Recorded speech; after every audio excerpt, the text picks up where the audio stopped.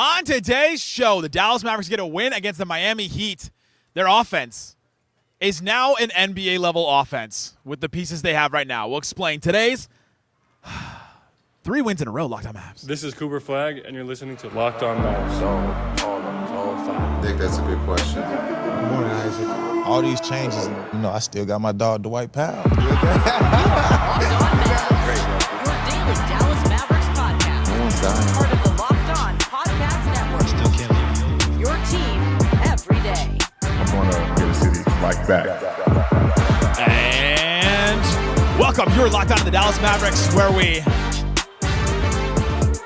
let it 3 times in a row. 3 times in a row.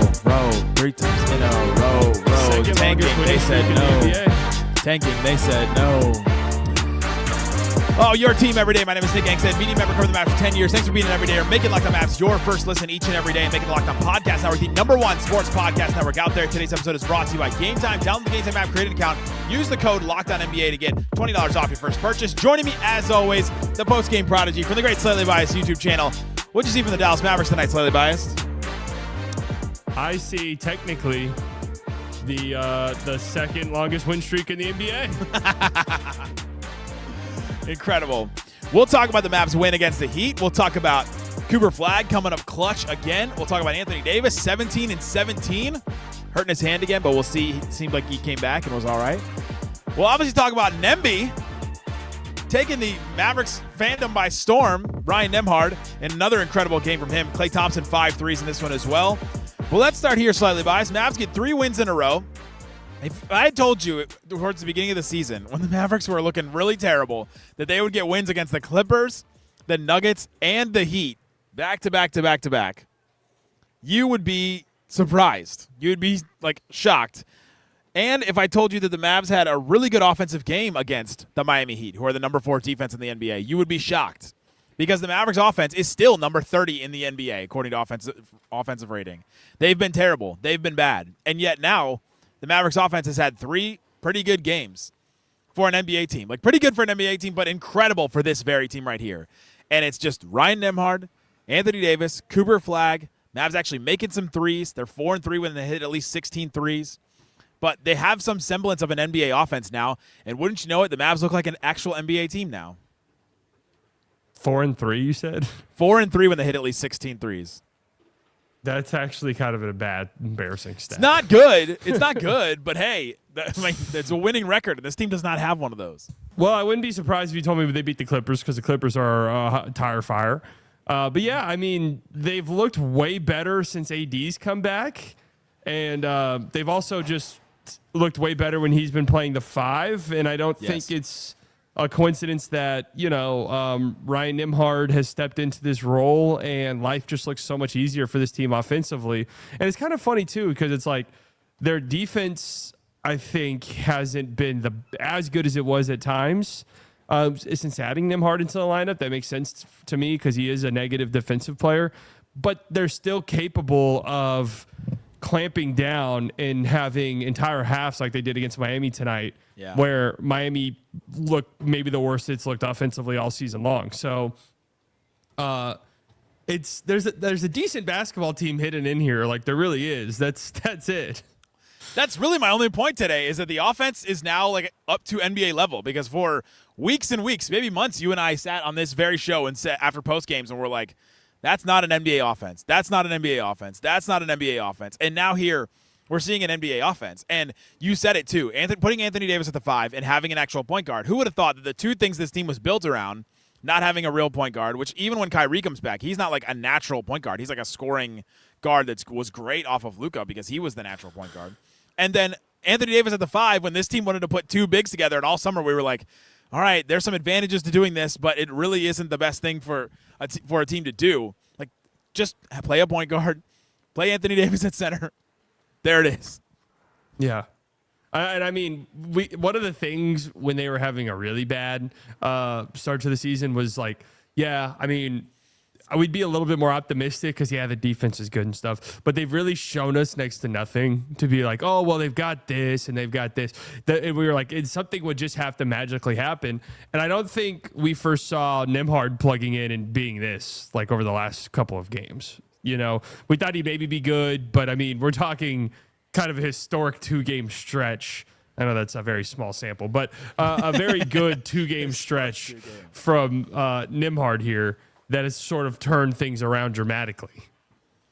Incredible stats from Nembhard. They're flying around all of Twitter like he's the only guy with this amount of points, this amount of assists, and 1 turnover through 2 games, like since ever, maybe. Like it's kind of wild to watch what he's doing right now. The stat that I think is hilarious, 13 assists tonight. Who was the last Dallas Maverick to have 13 assists? Easy one. Luka Doncic like a million times. Like honestly, like 30 times. I didn't know if that was a trick question until you said easy. No, was not. One. No. The Maverick before Luka Doncic to have 13 assists was Dennis Smith Jr. I would have guessed Darren Williams. And the Maverick before that was JJ Barea. The Maverick before that was Darren Williams. Ryan Nembhard is the last Dallas Maverick to have 13 assists besides Luka since Dennis Smith Jr. and JJ Barea. Like that is wild to me. First of all, just the Mavericks haven't had like assist guys since Luka, obviously. But I mean, what an incredible stat for him tonight. He just kind of makes the offense work. He's playing with real confidence. We talked about it the other day, how he makes the right decision. He makes the right decision whether he needs to take the shot, took 10 shots tonight, whether he needs to make the pass, 13 assists tonight, only 1 turnover. He takes care of the ball, makes the right decisions, and makes them quickly, too. Like, it's very decisive in the things that he wants to do and needs the Mavericks to do. And, man, like, I know he's small, and that was the reason why he didn't get drafted, but it's kind of weird to watch a guy look this good and not get drafted. We see this a lot with these NBA-ready guys who, well, for whatever reason, their ceiling might be a little lower than other guys because of one thing or another. They're older, or they can't shoot, or they're maybe slower. And in Nembhard's case, they're smaller. But then these guys come in and make an NBA impact. Yeah, I think these teams overthink this all the time. We talked in I think it was in one of our group chats. We were just like, what should the plan be around Coop? And one of the things I think they should do moving forward with draft picks, whether they get them in trades or whatever the case may be, is like, yeah, going after some high ceiling guys and one of those guys hitting next to Coop would be great. But like, just kind of take the Thunder approach, the Grizzlies approach, where it's like, oh, this guy has been good his entire basketball career, and maybe he's a lower ceiling, but he can pass and dribble and he's smart. Like, those are the guys I want to pair next to Cooper because that's who Cooper is. And so it's no surprise to me they mesh super well. And this was one of the things with Nembhard what we were excited about, is because it's like this guy's play style feels very NBA ready right now. And he's taking advantage of his opportunity for sure. It's wild, too, to watch these two close games and be the competent NBA players that impact winning in the clutch. Ryan Nembhard. Coop's been one of the best closers in the league. We've league. reached that point. He's by far the best closer on the Mavs so far this season, but he's been one of the best in the league.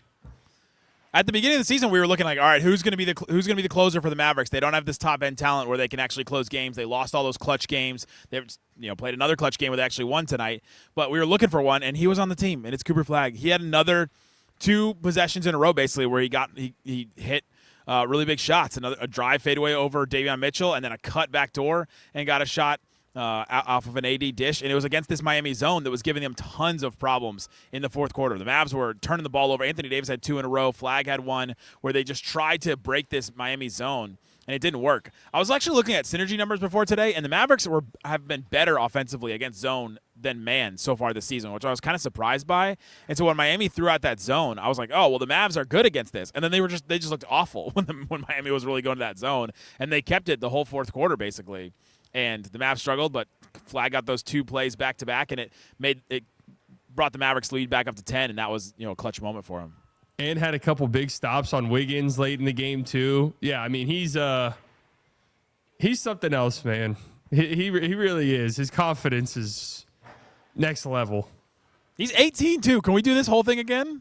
I know. We only get 9 more games or 7 more games until he's not 18 anymore. I mean, this is the stuff you want to see from your rookie, where it's like, yeah, the numbers will fluctuate and go up and down, like that just happens. But then if I tune into games and you're playing good team, like the Heat, the Nuggets, and you're the guy who has the ball in his hands late and you're making plays happen at 18 years old, it's like, all right, I mean, I've seen what I need to see. Like I know this guy's going to be a star in the league. Because he's having a starring role on the Mavericks right now in wins against the Heat, the Nuggets, that bad Clippers team, but still he had an incredible game against that Clippers team where he put him on his back without Anthony Davis. God, man, that Clippers. The Clippers are just a disaster in several different ways. I talked to our Locked On Clippers host today, and he's like, it's just bad to be a fan. And I was like, well, let me tell you how to get through that. Coming up. The Mavs rookies impacting winning. Mavs had a lot of reasons that they won this game. We'll get through them, and I'll tell you exactly why the Mavs won this game coming up. Today's episode of Locked On Mavs brought to you by Robinhood. What if sports were traded like markets? Now you can put your sports IQ to work in real time with Robinhood prediction markets. It's not you against the house. It's you participating in a live market. You can buy or sell your positions live all game long. Use your sports knowledge in the moments that matter. Robinhood Prediction Markets changes the game. It's people moving the action, so when momentum shifts, you can move it. I always knew the game, but I never had a dynamic way to apply that knowledge. Now I can actually take part in a live market powered by people. You're no longer a spectator. Play-by-play, you decide. Trade every play with Robinhood. Now available across the U.S. Download the Robinhood app now to begin. Shut it down! Let's go home! Thanks for hanging out with us on Locked On Mavs, being part of the show, part of the Raccoon Squad, listening every day. We appreciate each and every one of you for checking out the show. Shout out to everybody that sent me the Spotify Wrapped or the YouTube recap. Several of you sent it and had Locked On Mavs and Slightly Biased on the YouTube recap, which is awesome. But everybody send me your Spotify Wrapped. I think right now the leader in the clubhouse, I saw a Spotify Wrapped with 10,000 minutes listened on it. 10,000? 10,000 minutes listened of Locked On Mavs, and it wasn't photoshopped. I did get one that was photoshopped. It said 11,000 minutes, and I was like, I looked at it, and the font was different on the number than it was on the normal one. That one was photoshopped, but the other one wasn't. And then YouTube, I think the leader in the clubhouse right now, 345 videos watched. There's 365 days in a year. I know we're not even through the year yet. We've had 379 videos on YouTube so far this season that we have. So far this year, 2025, that we have posted on Locked On Mavs. That's actually insane. Here we are, That's 5 days a to week, think about. every single post game, all throughout. And we're doing bonus 5 episodes. days a week. Your math's off. 5 days a week, and we're doing bonus because Isaac is doing another bonus. He's doing one more thing tomorrow about the Giannis situation, and if the Mavericks can get in on that, it may be a short one, but he's still going to talk about it. Quick answer, no.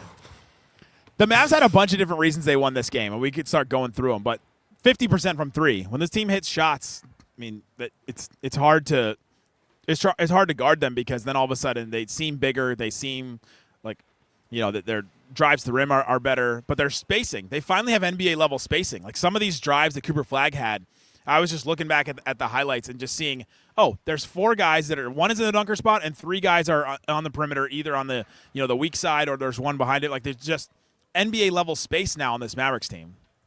Yeah, I mean, it comes with AD playing the 5, and it feels like they've sort of spaced out their rotations. Caleb Martin, I don't know how many minutes he played tonight. Barely any, if I had to guess. Too many. Did I say that? He played 3.5 minutes. 3.5 minutes. It and was got a weirdly, tech. Sorry, we're not going to go into that. Got a tech and was mic'd up. Yeah, I want to hear the whole thing. Give it to us unplugged. What do we got to lose? Here it was. Here was the whole thing. Yeah, here it goes. Hey, coach, am I coming in this? No, I'm not coming in the game. All right, I'll go back to the bench. me, you. It's like the night of the Roxbury. But no, it's just having.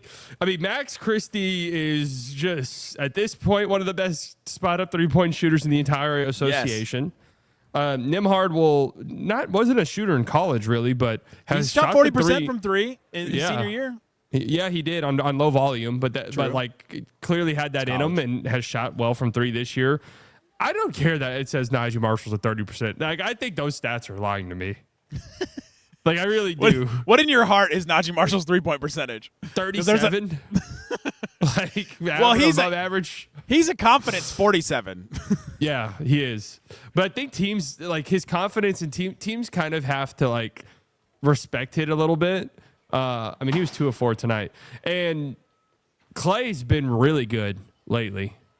Like Klay has legitimately been very good as of late. Are we ready to say Klay's back? Yeah, I mean, he's historically been a slow starter. We've known this his whole career. I think it's just the older he gets, it's just the thought creeps into the back of your head. Because he was like this last year. The thought creeps into the back of your head where it's like, well, is he just done though? Like, yeah, I know he's a slow starter, but like that was when he was 27 years old and an all-NBA player. Like, what about now? Is he still a slow starter? So, yeah, I love 12. I just love seeing 12 threes from Klay Thompson. Like, I love that. I love seeing that stat. You got to get him up. Right? Yeah. I mean, that's the thing. We've been saying that for years on this show. Well, and we talked about this when he was struggling, where it's like you have to let him. It's like why it's so difficult because he's not as high level of a defender anymore, and it's awkward because it's like he has to shoot these threes even if he's missing them. That's why he's here. Yeah, the best version of this Dallas Mavericks team was going to have Klay Thompson taking 10 threes a game. Yeah, for sure. Because he needs to, because nobody else was going to. And now Max Christie he doesn't take enough volume, but he's a great three-point shooter, and you have others that are definitely willing. Flagg is not taking the threes anymore. He didn't take any threes in this game. 9 of 13 from the field, 22 points. The other thing about Flagg's game, his mid-range jumper and the way that he was able to get that shot, I mean, was just absolutely awesome. The thing that we saw early in this game, right beginning of the second quarter, he checks into the game. He had 2 fouls in the first quarter, gets his 3rd foul real early in that quarter on just a dumb, biting on a pump fake defensive play. And Kidd left him in the game, which I thought was important. Like, confidence that Kidd had in Cooper Flagg to leave him, to not get his 4th foul, not pick that up. And then right after that, he had the behind-the-back pull-up jumper where he dribbled the ball behind the back, took a step to the right, pulled up, and just – that is a play that like we see from SGA, that we've seen from like Luka, that we see from MVP-type players. It was an awesome play. His mid-range jumper has been money. You know what's actually interesting about there's this new philosophy. I was hearing someone talk about it. I forgot who, but a new philosophy with fouls where I think some coaches are going to start hitting the I don't care if you're in foul trouble. You just play. Yeah, because it's like what's if you foul and foul out the game versus you're not out there because we're limiting your play time. It's like either way you're not out there. But yeah.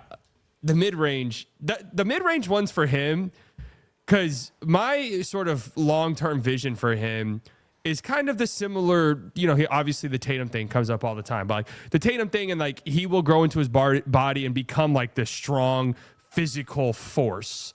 And he already plays like that. And it doesn't make sense to me really because I look at him and he's not like scrawny. He's not like Chet Holmgren, right? But he looks like, a guy who's not in his 20s yet and is just kind of filling into his frame a little bit.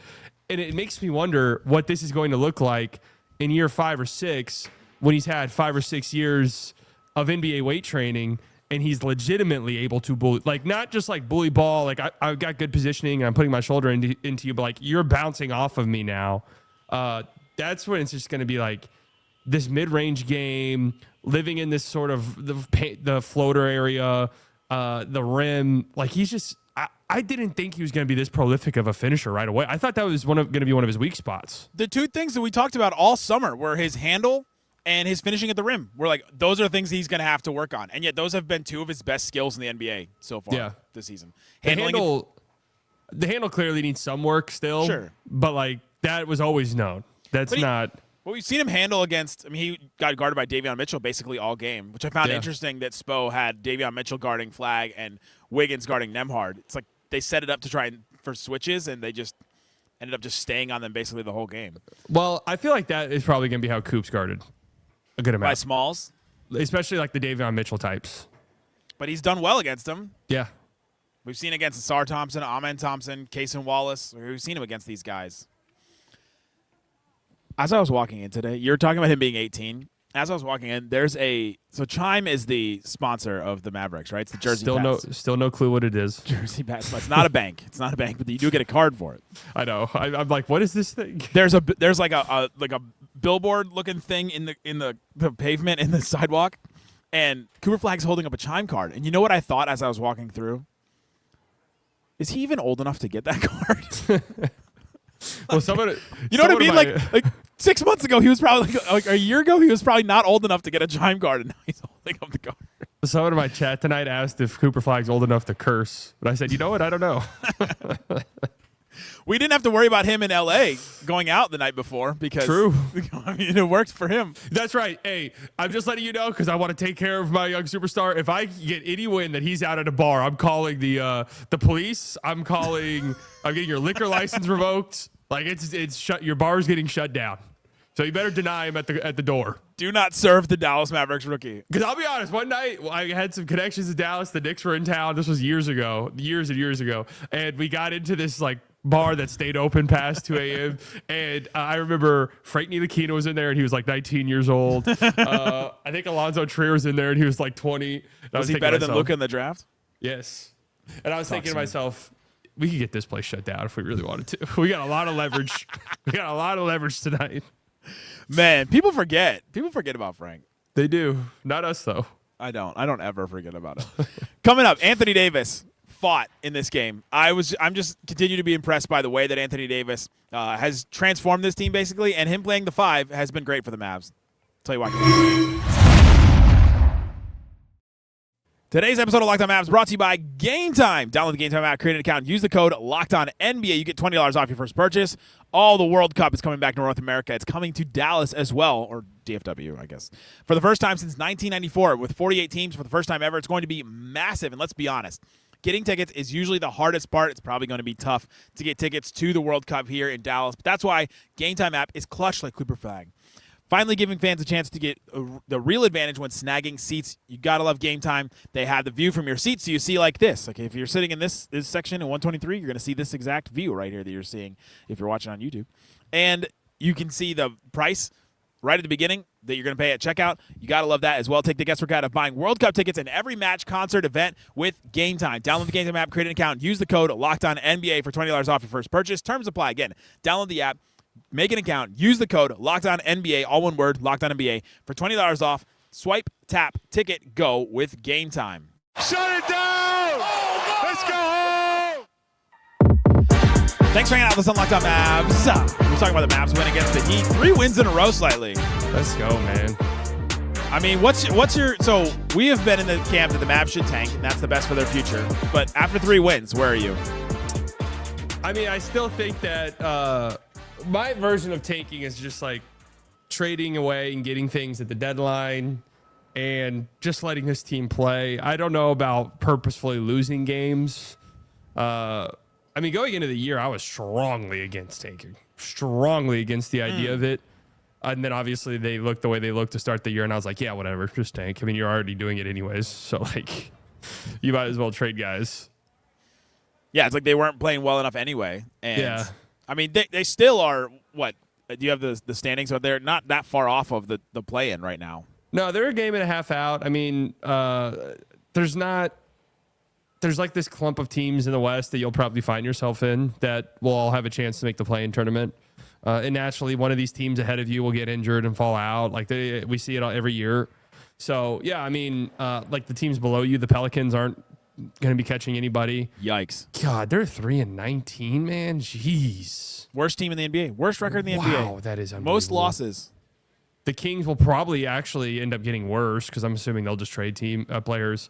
The Clippers are tire fire. And, yeah, I mean, we'll see. But, you know, I just think trading guys is probably in your best interest just to recoup some assets in this year. And even if that means AD, it means AD. But I'm not doing an AD trade just to do it. You know what I mean? Like, it has to make sense for you because he's a good player. He's a great player. And I don't know. I'm not I don't feel like giving him away is like smart at all. Fair. We've talked about the reasons why to do an AD trade the last couple of days on the show. We talked about the Chicago potential deal and all that. Anthony Davis in this game, though, 17 points, 17 boards, 4 assists.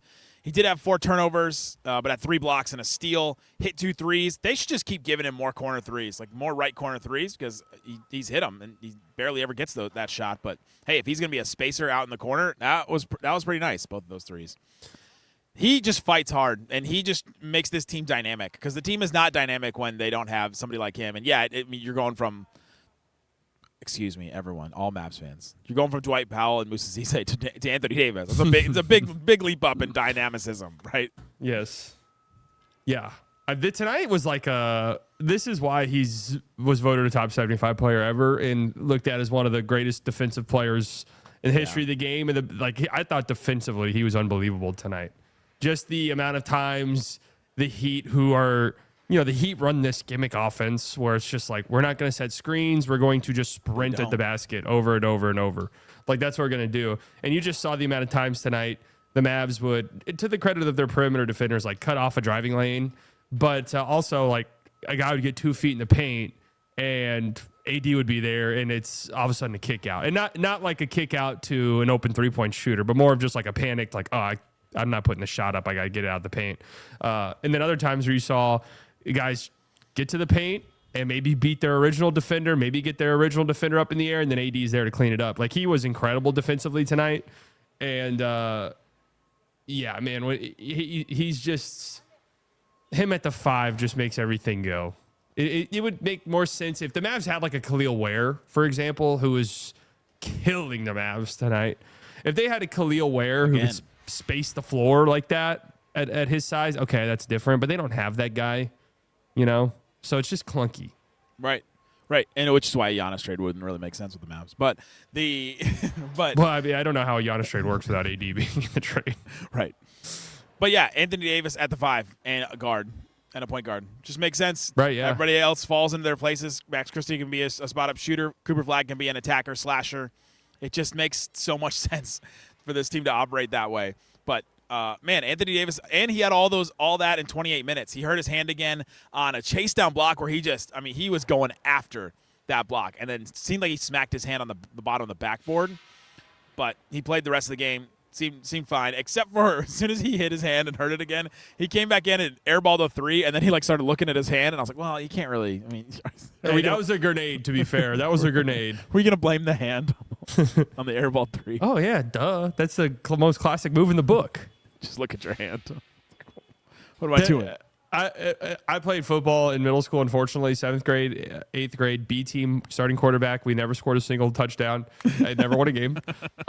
We scrimmaged a local school, and they had a girl on the team, and she tackled me once, and I stayed on the ground and pretended that I rolled my ankle a step before I got tackled. It's the most classic thing in the book. Who hasn't missed a shot at the gym or whatever and then been like, oh, man, what, my shoulder? That was the most incredible, slightly lower story I've ever heard. True story, too.